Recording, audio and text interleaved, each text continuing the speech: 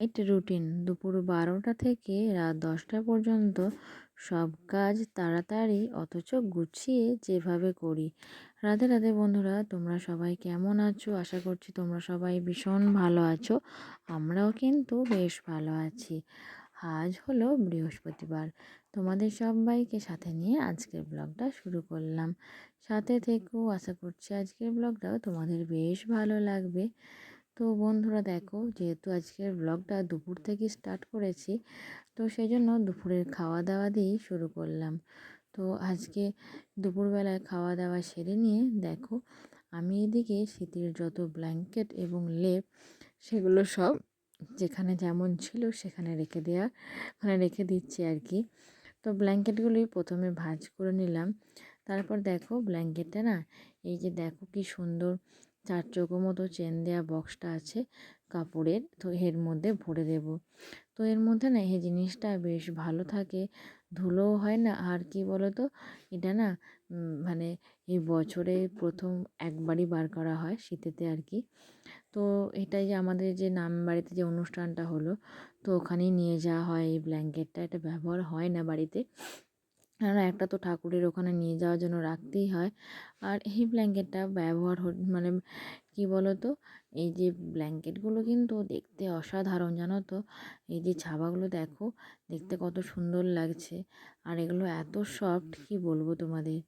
তো যাই হোক, এগুলো দেখো আমি একে একে গুছিয়ে আর সব বক্সের মধ্যে ভরে দিলাম। আর তারপরে এই যে কালো কালো কম্বলগুলো আছে, এগুলো সব ওই অনুষ্ঠান বাড়ির জন্যই বার করেছিলাম। তো সব কি বলো তো, নিচে ওপরে অনেক তো বিছানা করতে হয়, তখন তো এগুলোর প্রয়োজন হয়। তারপর বাইরে দাওয়াতেও অনেক রকম ওই কম্বলগুলো দিয়ে দিতে হয়, আরও তো মানুষজন আসে। তো তখন এই যে গালিচাটা মেঝের মধ্যে পাচ্ছিলাম, তো সব কাচাকুচি করে নিয়েছি এগুলো। তারপর গুছিয়ে ভাঁজ করে এই যে একটা বস্তার মধ্যে ভরে দেব। তো এই বস্তার মধ্যে রেখে দিলে কি হয় বলো তো, একদম ধুলো পড়ে না, আর জিনিসগুলোও ভালো থাকে। তো তারপর একবার বার করার সময় একবার রোদে দিয়ে তারপর এগুলো একবার ব্যবহার করে নিই। তো আমাদের লেপও এভাবেই থাকে। তো দেখো আমি এদিকে যে বাড়তি বালিশগুলো নামের সময় নিয়েছিলাম, তো সেগুলো এই যে বস্তার মধ্যে ভরে দিলাম। তো এগুলো এখন লাগবে না। আর এগুলো যদি বাইরে থাকে অনেকটা জায়গাও নিচ্ছে এবং পুরো ঘরটা অগোছালো হয়ে যাচ্ছে। তো সেই জন্য ভাবলাম আজকে খাওয়া দাওয়া করে এই জিনিসগুলো ব্যবস্থা করব। তো তারপর দেখো আমি কেমন বালিশগুলো ভরে দিলাম এবং বস্তাটা বেশ টাইট করে বেঁধেও দিচ্ছি যাতে না খুলে যায়। তো এরপরে এগুলো না সব বাঙ্কারের মধ্যে তুলে দেব। তো বাঙ্কারে তো অনেক জিনিসই থাকে। তো যাই হোক, আমাদের এই বাঙ্কারটায় ছেলের খেলনা থেকে শুরু করে একদম শীতের পোশাক সবই থাকে। তারপর যে ফ্রিজের ঘরের যে বাঙ্কারটা আছে, ওখানে শুধু লেপ কম্বল এসব থাকে। তারপর দেখো গালিচাটা আর যে দুটো কম্বল ছিল সব এই বস্তাটার মধ্যে ভরে দিলাম, কেননা একটা বস্তার মধ্যে না সব কিছু ভরা যাচ্ছিল না। আর একটা বস্তার মধ্যে যদি সব ভরেও, তাহলে খুব ভারী হয়ে যাবে। তো সেই জন্যই আর কি দুটোতে চাড়িয়ে রাখলাম। তো এদিকে দেখো লেপের ওয়ারগুলো সব খুলে দিয়েছিলাম, কাঁচা হয়ে গেছে। তারপরে এই যে একে একে সব কটা লেপের ওয়ার পরিয়ে দিচ্ছি। তো প্রথমে ওয়ারটা মেলে দিয়ে এই যে 4টে খুঁট আছে, প্রত্যেকটা ওই যে কোণে কোণে আর কি পৌঁছে দিচ্ছি। তারপর লেপটা আস্তে আস্তে ভেতর দিয়ে দিয়ে দেবো এবং 4টে খুঁট সমান্তরালভাবে দিয়ে আর একটু ঝাঁকারা নিলেই হয়ে যায় আর কি। তো দেখো হ্যাকের সময় কি হয় বলো তো, একটা খুঁটে হয়তো দিয়েছি আর একটা কোণ হয়তো মিস হয়ে গেছে, তখন না চারদিকে খুঁজতে হয় যে ওই কোণটা কোথায় আছে। তো দেখো তোমাদের সাথে গল্প করতে করতে কিন্তু আমার এই যে লেপের ওয়ারটা ওটা কিন্তু পরানো হয়ে গেল। আর যাই বলো আর তাই বলো বন্ধুরা, এই লেপগুলো না ভীষণ ভারী, তো এগুলোকে গোছানো এবং মেনটেন করা খুবই অসুবিধা। তো আমার মনে হয় যে ব্ল্যাঙ্কেটগুলো কিন্তু তার থেকে বেশ অনেকই ভালো। তো যাই হোক দেখো আমি কিন্তু লেপের ওয়ারটা পরিয়ে দিলাম, দিয়ে ছোট সুতো দিয়ে এরপর যে মুখটা খোলা আছে সেটা বুজিয়ে দেব। তাহলে আর কি কি বলো তো, ওই যে ভিতরের যে লেপের ওয়ারটা বা লেপটা থাকলে কোনো অসুবিধা হবে না, দেখতে সুন্দর লাগবে।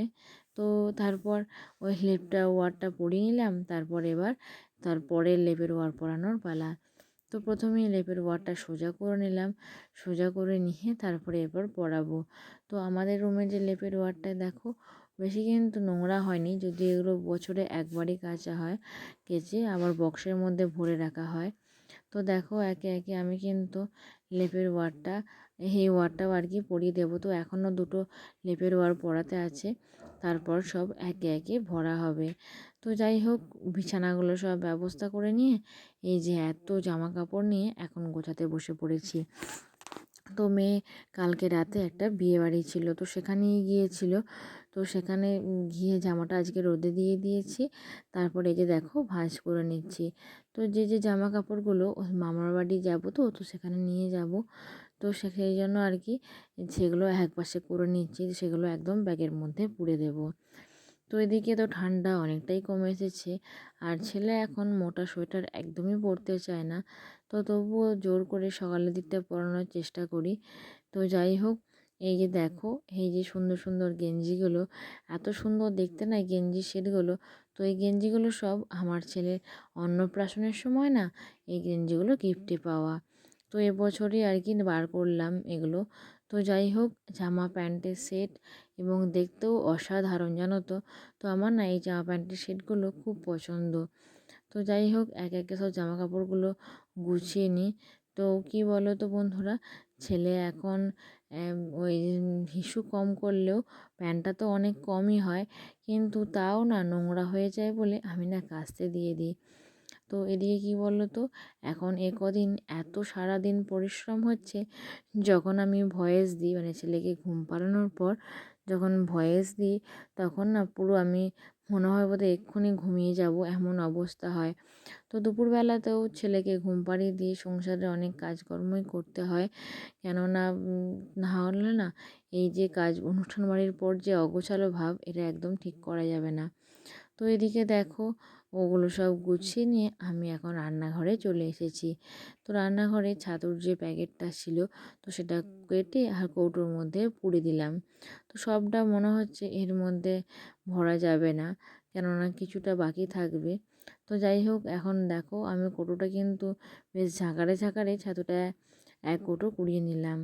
তো কী বলো তো, তারপর যে বাকি অংশটা থাকবে সেটাকে রাবার দিয়ে ভালো করে বেঁধে রেখে দেবো। তো ছাতুটা ভালো করে কুড়িয়ে নিলাম, কৌটো ভর্তি করে নিলাম। এরপর বিস্কুটের পালা। তো বিস্কুটের কৌটোটা প্রায় খালি হয়ে এসেছে। তো আমার ছেলে তো এত বিস্কুট খেতে ভালোবাসে, তো যেখানেই বেড়াতে যাক ঠিক হাতে করে দুটো বিস্কুট নিয়ে চলে আসে। তো যাই হোক, মানে আমাদের বাড়িতে তো অনেক ধরনের অনেক রকমের বিস্কিট আছে, কিন্তু আমার ছেলের এই বিস্কিটগুলোই পছন্দ। তো যাই হোক দেখো, বেশ ভালো করে ঝাঁকারে ঝাঁকারে ভরে দিলাম, না হলে না এই বিস্কুট দুটো একদমই কী বলো তো ভরা যাচ্ছিল না। তো তারপর আবার এই যে রাতের জন্য আটাটা মেখে রাখবো। তো সেই জন্যই আর কি যতটা পরিমাণ লাগবে নিয়ে নিলাম। আর কি বলো তো, নিজের তো কোনো ঠিক মতো আন্দাজ থাকে না। তো সেই জন্য বড় মাকে বললাম যে আর মানে আর কতগুলো লাগবে একবার জিজ্ঞাসা করে নিলাম। তো এরপর আমি রাতের খাবারটা বানাবো। তো এদিকে দেখো আটাটা আমি ভালো করে বেশি করে জল দিয়ে ভিজিয়ে নিচ্ছি। আর কি বলো তো, যে আটা একটু নরম করে না মাখলে রুটি না বেশ ভালো হয় না। তো সেজন্য বেশ বেশি বেশি করে জল দিয়ে বেশ নরম নরম করে আটাটা মানে মেখে নিচ্ছি। আর ওদিকে ছেলের জন্য জল গরমটাও ওভেনে বসিয়ে দিয়ে এসেছি। তো গরম জলে ফ্লাক্সে ঢেলে দেব। তো দেখো জল গরম করে আমি কিন্তু ফ্লাক্সের মধ্যে ঢেলে দিয়েছি। আর এদিকে আটাটা ভালো করে ঠেসে নিচ্ছি। আর কি বলো তো, আটাটা না বেশ অনেকক্ষণ ধরে ঠাসলে রুটি কিন্তু বেশ সুন্দর নরম হয়। আর সেই জন্যই আর কি। তো তারপর খানিকক্ষণ চাপা দিয়ে রেখে দিয়েছিলাম। তারপর একটু ঘাম বের হতে একে একে আমি লইগুলো করে নিচ্ছি। তো দেখো আমি কিন্তু ওই কি বলো তো, ওই রাতের দিকে তো সবাই কিছুজন আর কি মুড়ি খাবে আর কিছুজন ভাত খাবে। তো সবাই আর কি রুটি খাবে না। তো আমরা কয়জনই খাবো। তো যাই হোক, এখন 17 থেকে 18খানা রুটির লেচি কেটেছিলাম। আর কি বলো তো বন্ধুরা, এই আটাটা না লেচি কেটে মেখে মানে মেখে তো রেখেছিলাম চাপা দিয়ে, তো আরেকবার আর কি রেখে দেবো, তাহলে না অনেকক্ষণ আর কি রুটিটা নরম থাকবে এবং খেতেও বেশ ভালো হবে। তো দেখো সব কটা লেচি আমি এখানে পাকিয়ে নিয়েছি। তারপর এদিকে রুটির যে তরকারিটা হবে তো সেটা বসিয়ে দিয়েছি। তো ওদিকে কুকারের মধ্যে আলু সেদ্ধ করতে দিয়ে দিয়েছি, আর এদিকে তেলের মধ্যে পাঁচফোড়ন দিয়ে আর দুটো টমেটো কুচিয়ে দিয়ে দিলাম। তো তারপর একটু তেলের মধ্যে হালকা নাড়াচাড়া করে দিলাম। একে একে নুন, হলুদ, লঙ্কা গুঁড়ো, জিরে গুঁড়ো সব একে একে দিয়ে দিচ্ছি। আর হ্যাঁ, অবশ্যই তো চিনি দিয়ে তো একদমই ভুল করলে হবে না, কারণ কুমড়ো তরকারি বা লাউয়ের তরকারিতে যদি চিনি না দিই একদমই খেতে টেস্ট হয় না।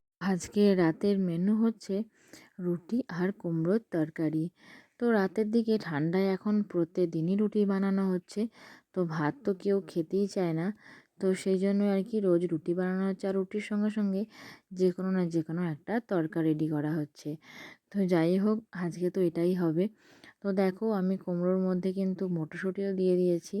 আর এই শীতকালের দিনে না মটরশুঁটিটা খেতে বেশ ভালো লাগে। তো আলুটা সেদ্ধ হয়ে গেছে, ওটা বন্ধ করে রেখে দিয়েছি। তারপর কুমড়োটা ভালো করে কষিয়ে নিয়েছি, কষিয়ে নিয়ে সেদ্ধ করে রাখা আলুটা ওর মধ্যে দিয়ে দিলাম। তো খানিকক্ষণ নাড়াচাড়া করার পর একটু চাপা দিয়ে রেখে দেবো, যাতে আলু আর কুমড়োর মিশ্রণটা ভালো করে মিশে যায় আর কি। তো তারপর রাতে খাওয়ার রেডি করে রেখে দিলাম।